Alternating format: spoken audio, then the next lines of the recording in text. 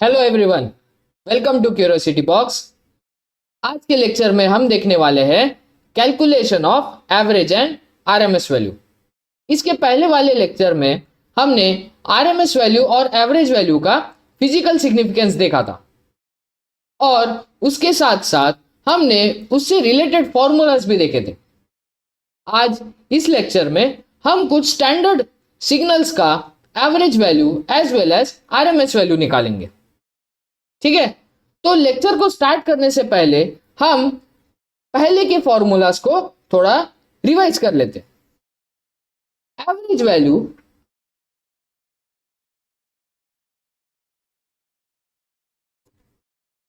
Value के लिए जो फॉर्मूला लिखा था वो था integration of x of T D T और डिवाइडेड बाय टाइम पीरियड। ये इंटीग्रेशन होगा ओवर द पीरियड टी। ठीक है, तो यही होती है हमारी एवरेज वैल्यू। ठीक है, इसके बाद जो था वो था आरएमएस वैल्यू या फिर इफेक्टिव वैल्यू।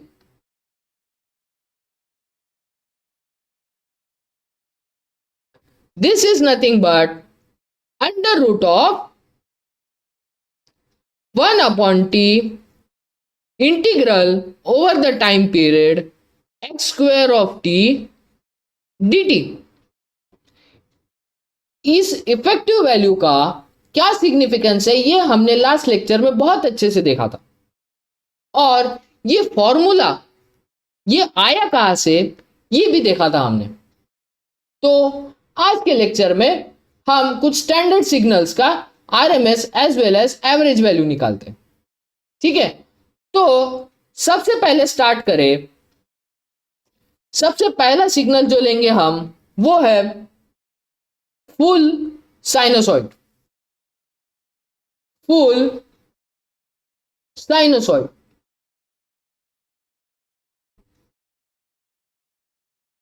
ठीक है, तो इसका अगर हम ग्राफ बनाना चाहे तो ये कुछ इस तरह बनेगा।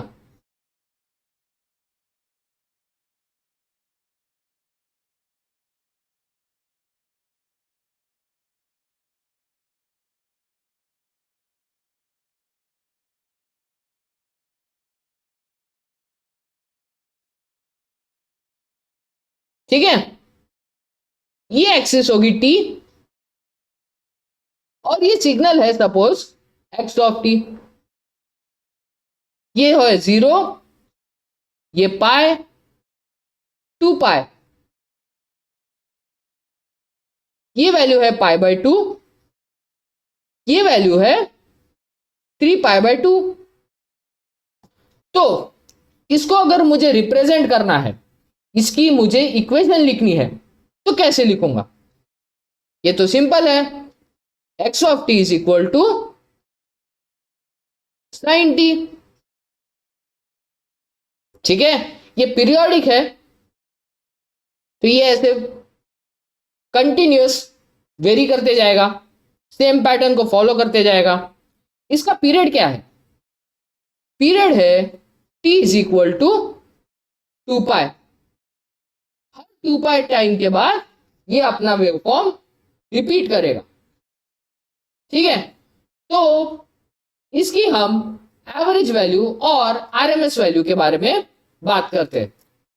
सबसे पहले एवरेज वैल्यू लेते हैं। एवरेज वैल्यू का फॉर्मूला क्या था? 1 by T integral over the time period x of T D T. ठीक है, तो इसको लिखेंगे हम 1/2 पाई। ठीक है, इंटीग्रेशन ऑफ 0 से लेकर 2 पाई तक ये क्या है? ये है साइन ऑफ टी dt, है ना। ओवर द टाइम पीरियड हमको इंटीग्रेट करना है। तो 0 से 2 पाई पूरा एक टाइम पीरियड हो गया, क्या ऐसा है ना। और ये 1/t 1/2 पाई, ठीक है। तो अगर इसकी वैल्यू देखें, ये है 1/2 पाई, ठीक है। Integration of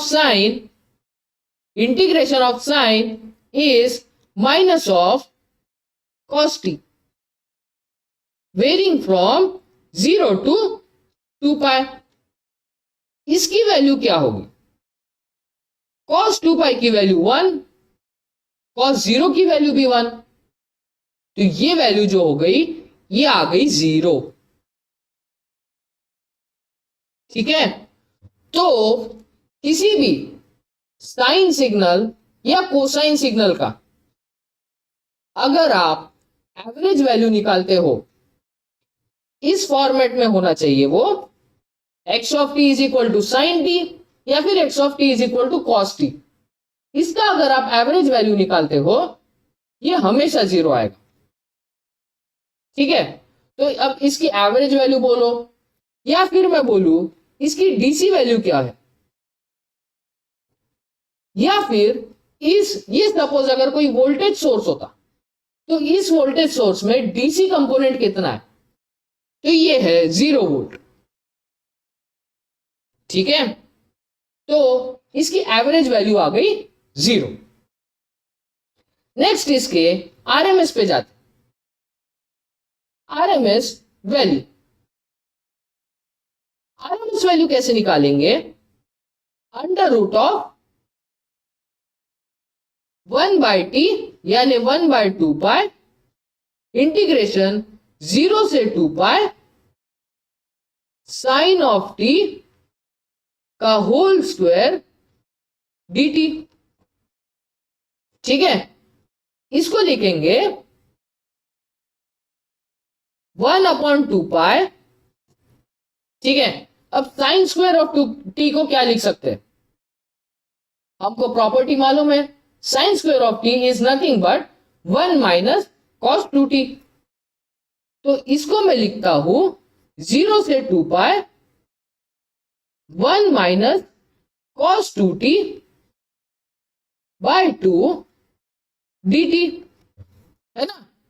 2 sign square of T क्या होता है? 2 sign square of t is nothing but 1 माइनस कॉस 2t। यही आइडेंटिटी लगाई है। अभी इसी को अगर हम सॉल्व करें आगे, ये है 1/2 पाई, ये 1/2 बाहर आ जाएगा, 0 से 2 पाई 1 माइनस कॉस 2t dt, ठीक है। अब इसको अगर मैं स्क्वायर रूट के बाहर निकाल लू, ये है 1/2 और ये होगा रूट पाई, ठीक है। इसका इंटीग्रेशन करना है मुझे, ये अंडर रूट में रहेगा। पहले तो 1 का इंटीग्रेशन t और cos 2t का इंटीग्रेशन क्या होगा? sin 2t अपॉन 2, और ये वेरी करेगा 0 से 2 पाई। इसकी वैल्यू क्या होगी?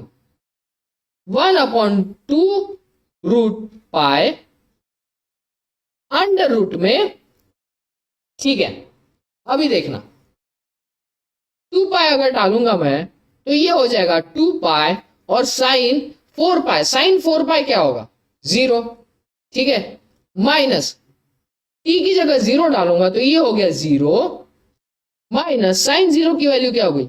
0, तो ये बच गया सिर्फ अंडर रूट ऑफ 2 पाई, ठीक है। तो अगर मैं इसकी वैल्यू देखूं, ये क्या होगा? ये रूट पाई और ये रूट पाई कैंसिल हो जाएगा, है ना। तो इसकी वैल्यू बचेंगी सिर्फ 1/√2।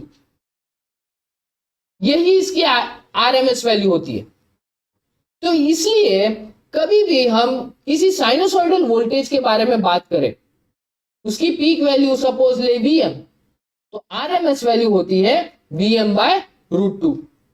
अभी इस केस में इसकी पीक वैल्यू थी 1, तो इसकी आरएमएस वैल्यू कितनी हुई? 1/√2 डिवाइडेड बाय √2 हो जाता। ठीक है, नेक्स्ट केस लेते हैं full wave rectified sinusoid. Rectified sinusoid, rectified sinusoid का मतलब क्या है? रेक्टिफाइड साइनोसॉइड का मतलब है या तो आपका पॉजिटिव हाफ नहीं रहेगा या तो नेगेटिव हाफ नहीं रहेगा, रेक्टिफाई हो गया।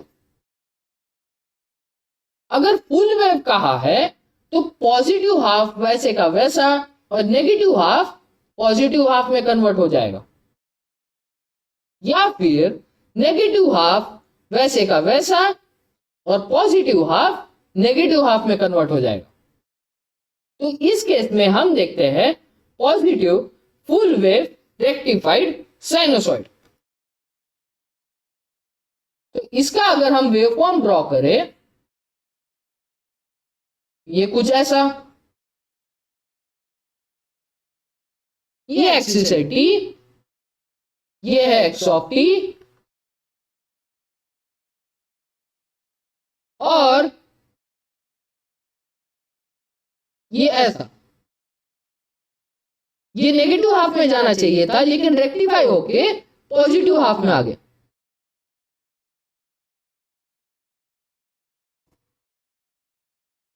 और ये ऐसा कंटिन्यू होगा इस तरफ भी।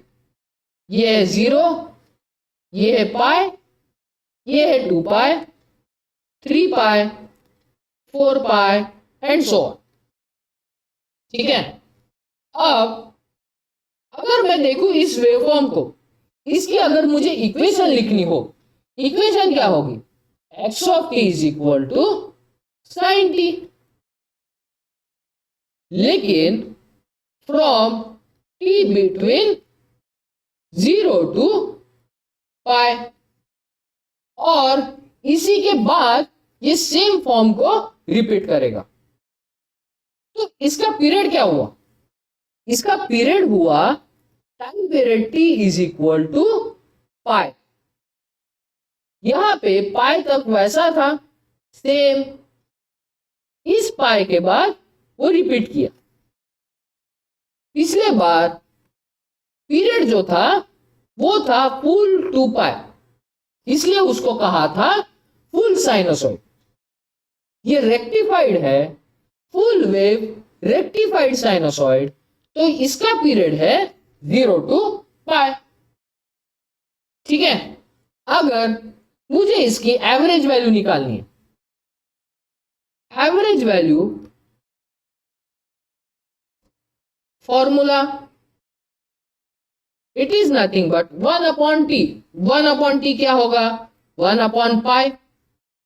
ठीक है, इंटीग्रल 0 टू पाई, 0 टू पाई। पिछले बार 2 पाई किए थे लेकिन इस बार सिर्फ पाई करेंगे, क्योंकि पिछले बार पीरियड 2 पाई था, इस बार पीरियड पाई है। सिग्नल क्या है? Sine T, T T. ये क्या हुआ? 1/पाई साइन टी का minus cos T from 0 to pi. This is nothing but -1/पाई। अब cos पाई -1, cos 0 1। ठीक है, तो ये हो गया 2/पाई। ये हो गई इसकी एवरेज वैल्यू। इसका मतलब पहले जो साइनोसॉइड सिग्नल था इसमें कोई भी डीसी कंपोनेंट प्रेजेंट नहीं था, इसलिए इसका एवरेज वैल्यू आई 0 वोल्ट। लेकिन इस केस में एवरेज वैल्यू 0 नहीं है, इसका मतलब इसमें कुछ डीसी वैल्यू प्रेजेंट है, इसका कुछ डीसी कंपोनेंट रहेगा। उसकी वैल्यू क्या है? उसकी वैल्यू है 2/π। ठीक है, अगर इसकी आरएमएस वैल्यू निकालनी हो, आरएमएस वैल्यू, आरएमएस वैल्यू कैसे निकालते? Under root of 1/π integration of 0 to π sin square of t dt. This is nothing but वही पुरानी आइडेंटिटी यूज करेंगे। 0 to π, ये 2 आ जाएगा यहां पे, ये होगा 1 माइनस cos 2t dt। ठीक है, नेक्स्ट 1/2π। अब इसका अगर इंटीग्रेशन करूंगा, इंटीग्रेशन करके क्या होगा, ये t और ये होगा minus sine 2t/2 from 0 to π। This is nothing but 1/2π। ठीक है, ये क्या होगा, ये होगा पाई, और साइन पाई आ जाएगा तो ये साइन 2π हो जाएगा। साइन 2π की वैल्यू 0। अब ये 0 यहां आएगा तो ये आ गया 0।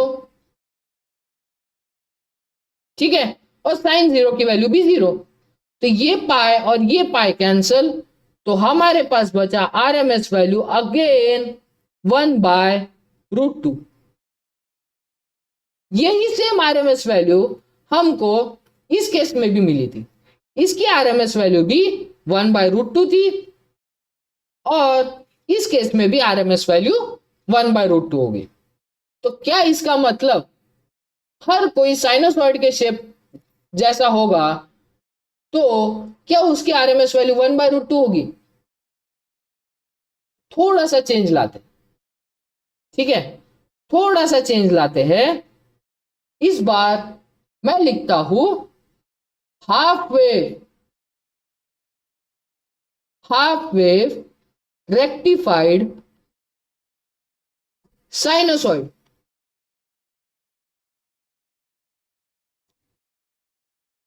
इस बार क्या किया मैंने, इस बार मैंने सिर्फ हाफ साइकिल को कंसीडर किया और बची हुई हाफ उसको मैंने नेग्लेक्ट कर दिया।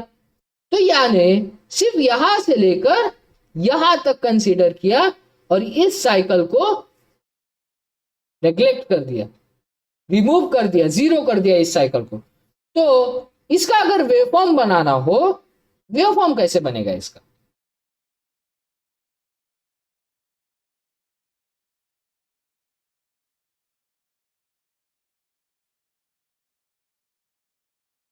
ये t x of t,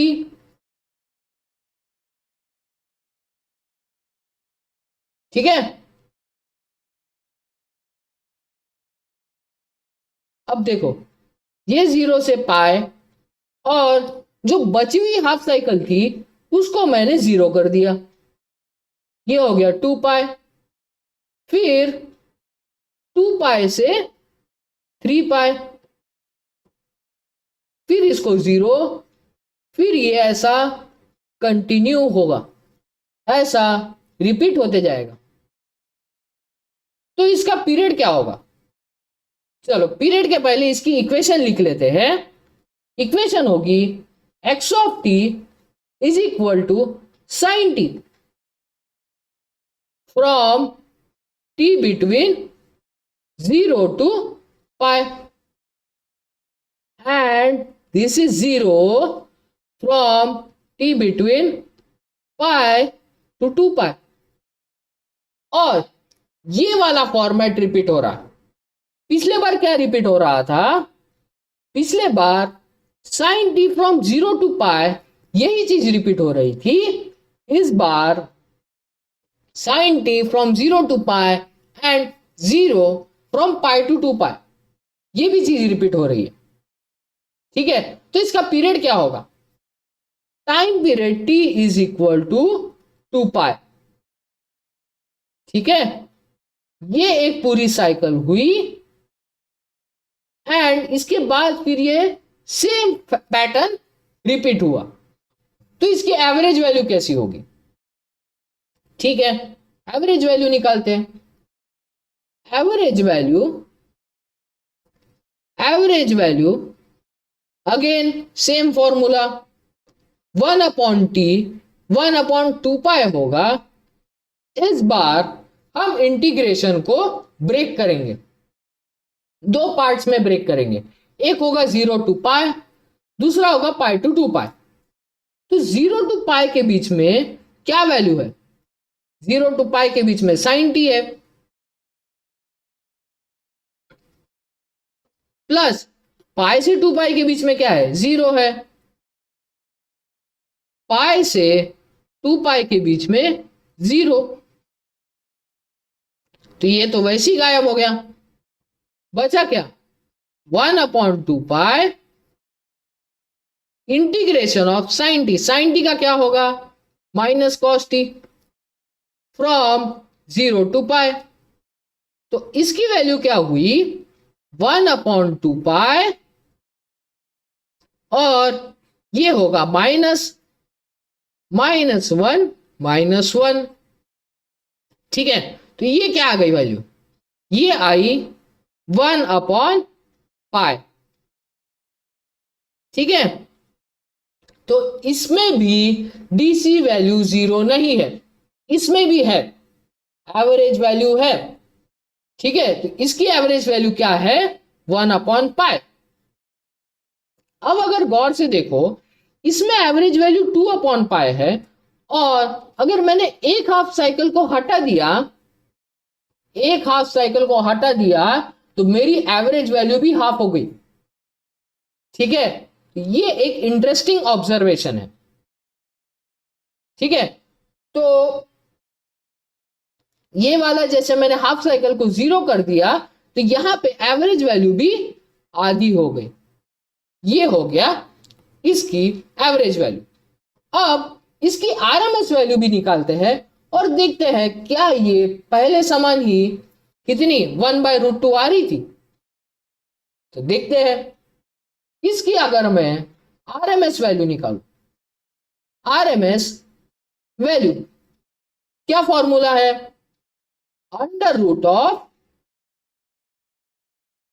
√1/2 pi.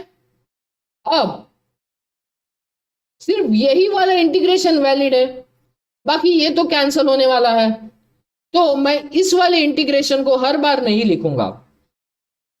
ठीक है, इस वाले इंटीग्रेशन को हर बार नहीं लिखूंगा क्योंकि ये वैल्यू तो 0 है। तो यहां पे इंटीग्रेशन की लिमिट्स क्या होगी? 0 to pi sine square of T dt। ये कंफ्यूज नहीं होना, यहां पे पीरियड 2 पाई है, लेकिन लिमिट 0 to पाई क्यों लिया? क्योंकि बचा पाई to 2 पाई वाला जो लिमिट था वो तो 0 था। ठीक है, इसलिए इफेक्टिव लिमिट जो होगी वो 0 से पाई के बीच में होगी। ठीक है, तो इसके बाद आगे बढ़े तो ये है 1/2 पाई।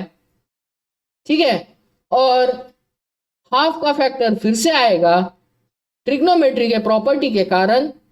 ये होगा 0 to pi sine square T 1 माइनस कॉस 2t/2,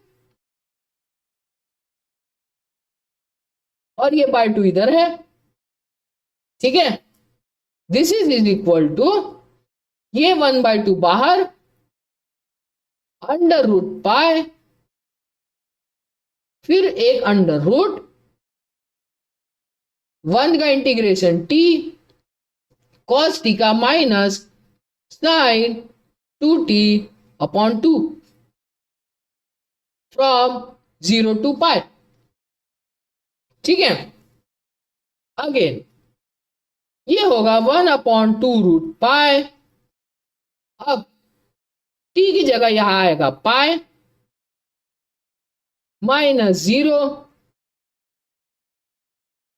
ठीक है, जैसे पहले इंटीग्रेशन किए थे हमने। अब ये पाई और ये पाई कैंसल, तो अब क्या वैल्यू आई? अब जो वैल्यू आई वो है हाफ।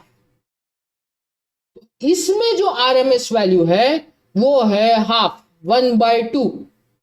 इसके पहले जो निकाले थे वो है 1/√2। ठीक है, तो हमने साइनोसॉइड्स के अलग अलग फॉर्म का average value and RMS value निकाला। ठीक है, इसको एक बार टेब्यूलर फॉर्मेट में बना के रख लेते हैं। ठीक है, तो यहां पे मैं लिखूंगा टाइप, यहां पे एवरेज वैल्यू और यहां पे आरएमएस। ठीक है, अब यह एक छोटा सा वेवफॉर्म बना लेते हैं। ये ऐसा 0 पाई 2 पाई, इसकी एवरेज वैल्यू क्या थी? किसी भी इस फॉर्मेट में साइनोसॉइड की आर एवरेज वैल्यू 0 होगी, तो ये आ गई 0। इसकी आरएमएस वैल्यू कितनी थी? ये अगर पीक वैल्यू इसकी ए है, इस बार जनरलाइज करते हैं, और ये -a है, तो ये हो गया a/√2। ठीक है, अगर कुछ इस तरह का वेवफॉर्म है, ठीक है, ये नेगेटिव हाफ पॉजिटिव हाफ में कन्वर्ट हो गया, 0 पाई 2 पाई और पीक वैल्यू है a। अब इसकी एवरेज वैल्यू क्या थी? इसकी कुछ फाइनाइट एवरेज वैल्यू थी। ठीक है, तो इसकी एवरेज वैल्यू जो निकाली थी हमने वो थी 2/पाई। ठीक है, अब अगर इसकी मैक्सिमम वैल्यू a है तो एवरेज वैल्यू होगी 2a/पाई, आरएमएस वैल्यू होगी a/√2। नेक्स्ट, अगर अब ये वाले हाफ साइकिल को मैं हटा देता हूं, ये हटा दिया, फिर ये, फिर हटा दिया। ठीक है, again peak value is a, 0 pi 2 pi. इसकी एवरेज वैल्यू निकाली थी, क्योंकि ये हाफ साइकिल को हटा दिया था, तो यहां पे एवरेज वैल्यू भी हाफ हो गई थी, तो ये हो गई a/पाई एंड आरएमएस वैल्यू थी a/2। ठीक है, तो आई होप आपको ये टेबल अच्छे से ध्यान में रहेगा। अगर नहीं भी ध्यान में रहा तो आप इतने कैपेबल हो कि एवरेज वैल्यू और आरएमएस वैल्यू बड़े ही इजीली निकाल पाओ। ठीक है, सो नेक्स्ट लेक्चर में हम और एक स्क्वायर वेव के बारे में देखेंगे। स्क्वायर वेव की एवरेज और आरएमएस वैल्यू निकालेंगे, एंड साथ ही साथ एक अच्छा सा सिंपल ट्रिक देखेंगे जिससे कि हम ट्रायंगुलर वेव का भी इजीली आरएमएस और एवरेज वैल्यू निकालेंगे। एंड लास्ट में एक समरी लेंगे जिसमें सिमिलर टाइप ऑफ टेबल बना के हर वेवफॉर्म की एवरेज और आरएमएस वैल्यू क्या होगी ये हम नोट डाउन करेंगे। ठीक है, सो आई होप आपको आज का लेक्चर पसंद आया होगा। So thank you.